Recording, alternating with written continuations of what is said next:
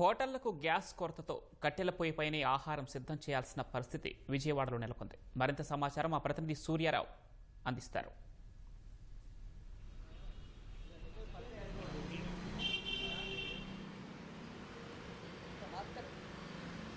పశ్చిమాసియాలో వార్ ప్రభావంతో గ్యాస్ కొరత ఏర్పడింది.